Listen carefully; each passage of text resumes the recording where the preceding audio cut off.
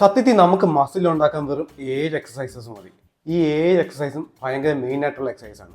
നമ്മൾ കോമ്പൗണ്ട് എക്സസൈസിനെ പറ്റി, ഐസൊലേഷൻ എക്സസൈസിനെ പറ്റിയൊക്കെ നമ്മൾ ഒരു വീഡിയോ സംസാരിച്ചിട്ടുള്ളതാണ്. ഈ കോമ്പൗണ്ട് എക്സസൈസ് എന്ന് പറയുമ്പോൾ മൾട്ടിപ്പിൾ മസിൽ ഗ്രൂപ്പ്സിനെ ഫോക്കസ് ചെയ്യുന്ന എക്സസൈസ് ആണ് കോമ്പൗണ്ട് എക്സസൈസ്. ഈ ഡെഡ് ലിഫ്റ്റും സ്ക്വാട്ടൊക്കെ അങ്ങനെ അതിൽ പെടും. ഈ ഐസൊലേഷൻ എക്സസൈസ് എന്ന് വെച്ചാൽ ഒരു സിംഗിൾ മസിൽ. ഇപ്പം ഞാൻ ബൈസെപ്സ് കേളിയുവാണെങ്കിൽ അത് ബൈസെപ്സിന് വേണ്ടി മാത്രം. അപ്പം അങ്ങനത്തെ എക്സസൈസ് ആണ് ഐസൊലേഷൻ എക്സസൈസ്.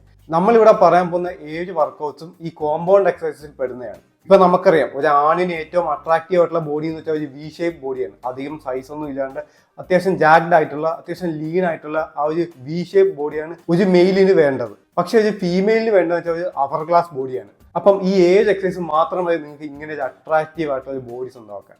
ആദ്യത്തെ എക്സസൈസ് ആണ് ബാർബിൾ റോ. ഈ ബാർബിൾ റോ ചെയ്യുമ്പോൾ നമ്മുടെ റോംബോയിഡ്സ് എന്ന മസിൽസിനാണ് കോൺസെൻട്രേറ്റ് ചെയ്യുന്നത്. ഈ റോംബോയിഡ്സ് മസിൽസ് ആണ് നമ്മുടെ ഷോൾഡർ ബ്ലേഡ്സിനെ കണക്ട് ചെയ്യുന്നത്. അതുകൊണ്ട് ഈ ബാർബിൾ റോ ചെയ്യുമ്പോൾ നമ്മുടെ റോംബോയിഡ്സ് മസിൽസ് സ്ട്രോങ് ആവുകയും ചെയ്യും. നമുക്ക് ഇഞ്ചറി വരാനുള്ള ചാൻസ് ഒക്കെ അവിടെ ഇല്ലാണ്ടാവുകയും ചെയ്യും.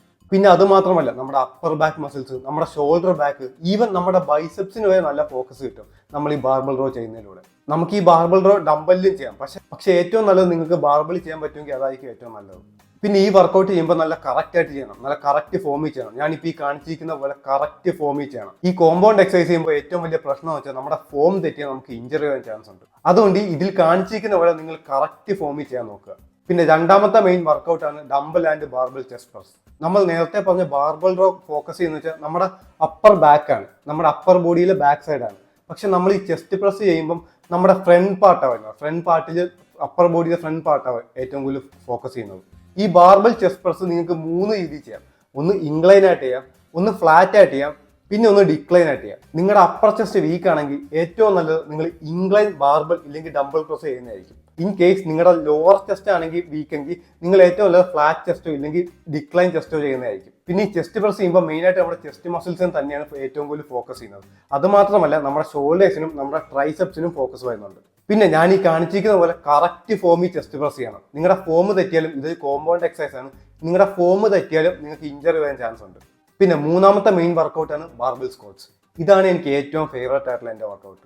ഈ സ്ക്വാട്ട് ചെയ്യുന്നതിലൂടെ നമ്മുടെ ലോവർ ബോഡിയിലുള്ള എല്ലാ മസിൽസിനും നല്ല ഫോക്കസ് വരും. എല്ലാ വർക്കൗട്ടിന്റെയും രാജാവാണ് സത്യത്തിൽ സ്ക്വാട്ട് എക്സസൈസ്. നമുക്ക് വേണേൽ അങ്ങനെ പറയാം. സ്ക്വാട്ട് ചെയ്യുന്നതിലൂടെ നമ്മുടെ ഗ്ലൂട്ട്സും ക്വാഡ്സും ഹാംസ്ട്രിങ്സും കാഫും ഈവൻ ലോവർ ബാക്കിന് വരെ നല്ല ഫോക്കസ് കിട്ടും. അത് മാത്രമല്ല, നമ്മുടെ ബോഡിയിൽ ടെസ്റ്റോസ്റ്ററോൺ കൂട്ടാൻ പറ്റുന്നതിൽ നമ്പർ 1 വർക്കൗട്ടാണ് സ്ക്വാട്ട് വർക്കൗട്ട്.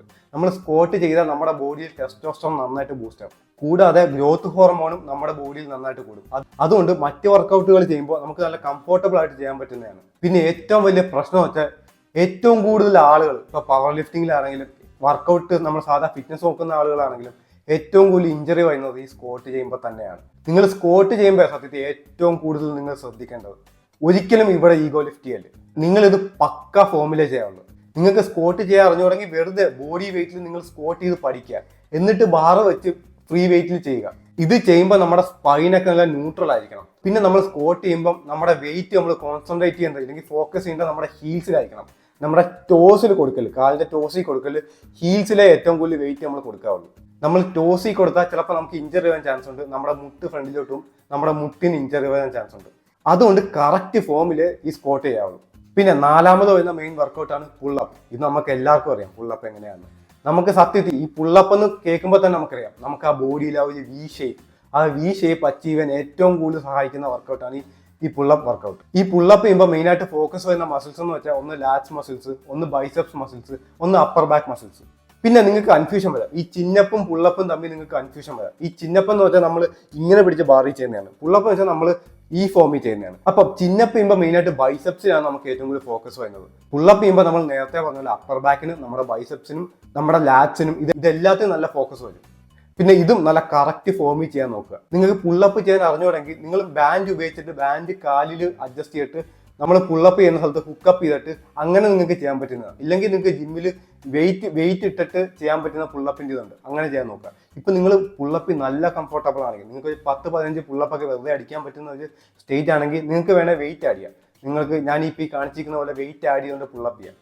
പിന്നെ അഞ്ചാമത്തെ മെയിൻ വർക്കൗട്ടാണ് ഡെഡ് ലിഫ്റ്റ്. ഈ ഡെഡ് ലിഫ്റ്റ് ഏറ്റവും കൂടുതൽ കോൺസെൻട്രേറ്റ് ചെയ്യാൻ നമ്മുടെ ഹാംസ്ട്രിങ്സ് മസിൽസ് തന്നെയാണ്. ഹാംസ്ട്രിങ്സ് മാത്രമല്ല, നമ്മുടെ തൈസ്, നമ്മുടെ അപ്പർ ബാക്ക്, നമ്മുടെ ലോവർ ബാക്ക്, ട്രാപ്സ്, ഈവൻ ബൈസെപ്സിന് വരെ പിടുത്തം വരും നമ്മൾ ഡെഡ് ലിഫ്റ്റ് ചെയ്യുമ്പോൾ. അതുകൊണ്ട് ഈ കോമ്പൗണ്ട് എക്സസൈസിൽ ഏറ്റവും കൂടുതൽ മേളിൽ നിൽക്കുന്ന വർക്കൗട്ടാണ് ഈ ഡെഡ് ലിഫ്റ്റ്. കാരണം കുറെ മസിൽസ് ഫോക്കസ് ചെയ്യുന്നുണ്ട് ഈ ഡെഡ് ലിഫ്റ്റ് ചെയ്യുമ്പോൾ.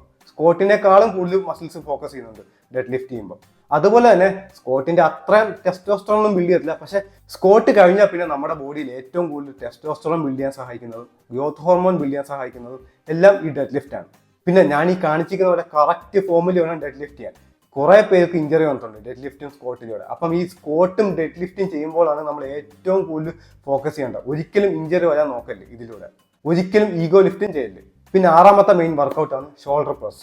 ഈ ഷോൾഡർ പ്രസ് നമുക്ക് ഡംബലിലും ചെയ്യാം, ബാർബിളിലും ചെയ്യാം. പക്ഷെ ഞാൻ ഏറ്റവും കൂടുതൽ പറയുന്ന ബാർബിളിൽ ചെയ്യാനായിരിക്കും. നമ്മുടെ ഷോൾഡറിന്റെ ഫ്രണ്ട് ആൻഡ് ലാറ്ററൽ പാർട്ടിനാണ് ഇത് ഏറ്റവും കൂടുതൽ ഫോക്കസ് ചെയ്യുന്നത്. പിന്നെ നമ്മുടെ റൊട്ടേറ്റർ കഫിന് ഇത് ഏറ്റവും കൂടുതൽ സ്ട്രെങ്തൻ ചെയ്യും. ഏറ്റവും കൂടുതൽ ആളുകൾക്ക് ഇഞ്ചറി വരുന്ന സ്ഥലമാണ് ഈ റൊട്ടേറ്റർ കഫ്.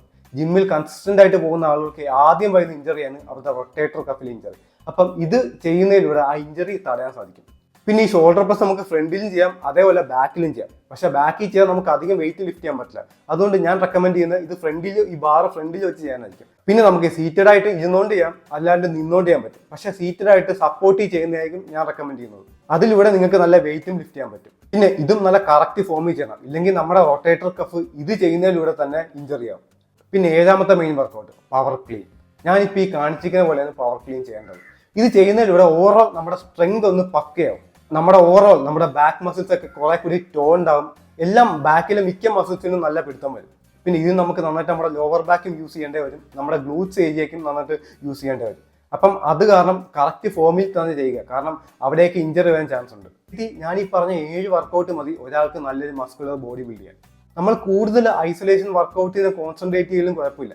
നമ്മൾ മെയിനായിട്ട് ഈ കോമ്പൗണ്ട് എക്സസൈസും ഫോക്കസ് ചെയ്താൽ മതി സത്യത്തിൽ.